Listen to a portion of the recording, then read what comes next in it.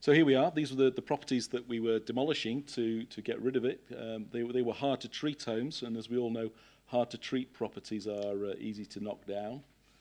There they go. Goodbye. And this is what we put into place. We thought this was amazing, thought it looked great. Solar panels there on this is this part of the village there. Eco Homes, excellent properties, looks great, described by our opponents as the eco dustbin.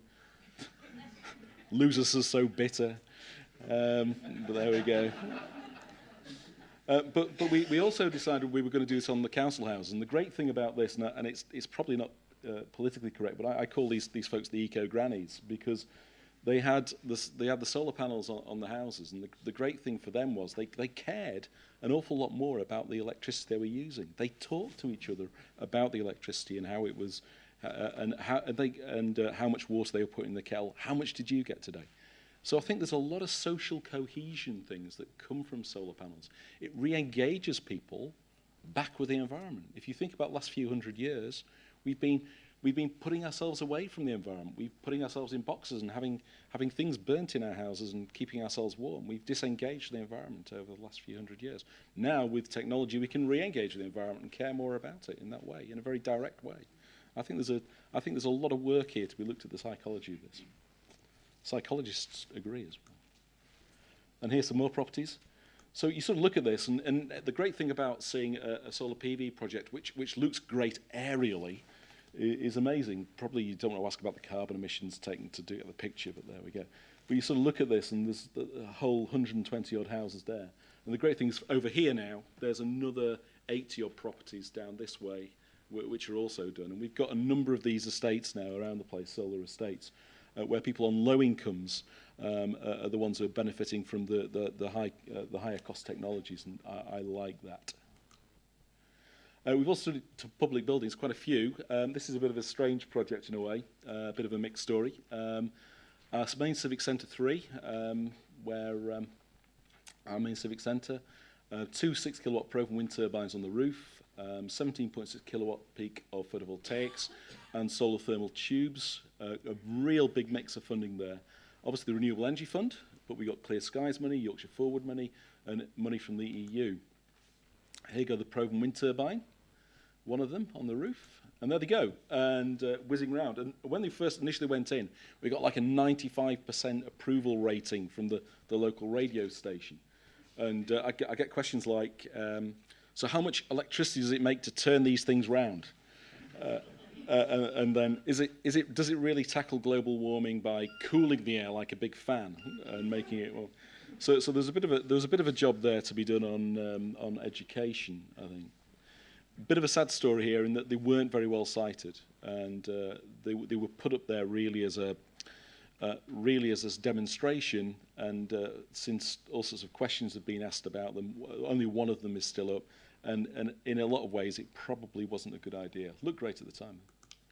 But also we've got a lot of PV panels which have carried on working for a long time, and solar thermal tubes. And now we've put a lot of work into heat pumps, both we're now getting heat pumps that are going into the ground, but also air source heat pumps and things. We're using those in a lot of our social housing projects. So we've got hundreds and hundreds of tenants that are used to using renewable technology for places which were off the gas network and where it made more economic sense to do so. And we've had a lot of learning out of that. And the great thing about these particular units, they were made in Brighouse, which is like 10 miles down the road. And renewable technology made 10 miles down the road has got to be better, hasn't it? And now we're entering biomass. We're looking at biomass in a big way in terms of our school buildings, the new school projects that we're looking at, all these sort of things. And that's becoming something we're looking at seriously, and looking at our sourcing of fuel for that as well, and seeing what we can do. And here's another estate, great for election photos, wandering around. I like doing that. And there we go. And tenants, the more tenants are getting that. I think we've probably got about probably 500 or 600 tenants now with solar panels, I would have thought. And there we are, ground source heat pumps going in, helping heat homes there. We've got 130, 140 homes have just got ground source heat pumps going to their properties, and more to come. This is a new school that was built in the Newsham ward, again, which is in our patch. We've got a huge concentration of microgeneration technologies. Now, 55% of the energy that's used by this building is actually generated in the school. And the great thing is that the teachers, when they built the school, they've kept all the wires and the pipes on display behind perspex. So the kids can actually understand about the energy that comes off their roof, how it goes into the... And so the building is an education, as well as simply being the place that school happens. One idea I've been trying to get across is the idea of an energy-generating democracy, and it's one of the things making renewable energy accessible to a lot of people. And this is a quote to explain that. The vision of energy-generating democracy is one where an increasing proportion of the population of householders produce their own heat and power on site. And you know, if you think about things like a property-owning democracy, this has got to be possibly a bit more positive than that. Kirklees Recharge, this is the idea of the scheme, £2.5 million scheme. The idea, £10,000 of microgeneration in your home, financed through a second charge on the property, your first charge being your mortgage. No upfront costs, no monthly payments, no interest payments. Done before FIT was thought of. So there we go, that's an explanation of that. How it works, we've selected contractors through a tender process, 10k of renewables installed on the property, any excess paid by the householder, and money recovered upon the sale of the property. Is negative equity a risk? No, because you cut those people out at the beginning of it. You find out whether they've actually got an issue with equity. Advantages of recharge, no minimal upfront cost for the householder, very cost effective because of the tender process. An immediate financial benefit, payback, what's payback?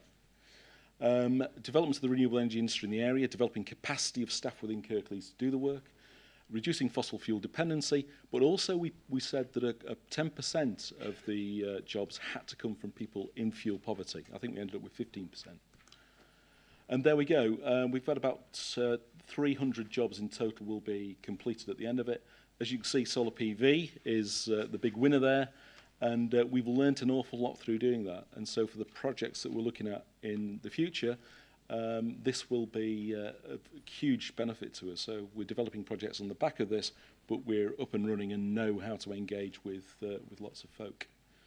We didn't include small wind turbines. There we go. Another project that's recently got going, Low Carbon Communities Challenge, 52 properties, private rented properties, people on very low incomes, a lot of people with language issues, and we've done 52 out of 53 properties in quite a small area. So getting the benefits to the people who wouldn't normally benefit there. And we're doing through community centres as well.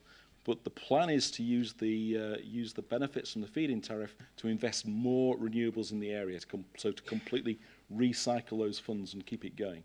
So more PV installations. Okay, Kirklees the future. We're going to do an initial 650k project for PV on our own buildings. We've got a line in the budget which says self-funded. As we know, it's an awful time for local government. And so any projects we put forward have got to stand up in their own right, so that's going to be self-funded. We've got a £4 million PV scheme for council homes. I think we can scale up significantly. That's initial. I think we'll go beyond that. And we're now planning for a PV challenge scheme for the private sector. So just as we've looked at insulation on a street-by-street, door-by-door basis, what we need to scale up to now is to be able to offer solar panels to every household where technically feasible, to actually produce that energy generating democracy, which is the vision that we want to achieve. And of course, we don't know the details of the renewable heat incentive yet, but we know that that's coming, and we need to have plans ready for that to work it out so we can get the best deal that we can for the good folk of Kirklees. So there's a lot of talk about supermarkets at the moment, but it's local authorities which can deliver these projects. It's local authorities which can be partners in the delivery of these projects. So I think what I would say to Westminster is look at the best practice out there, go with what works, don't necessarily look at supermarkets for things like the Green Deal, look at local authorities, see what can be done, and we will deliver. Thank you.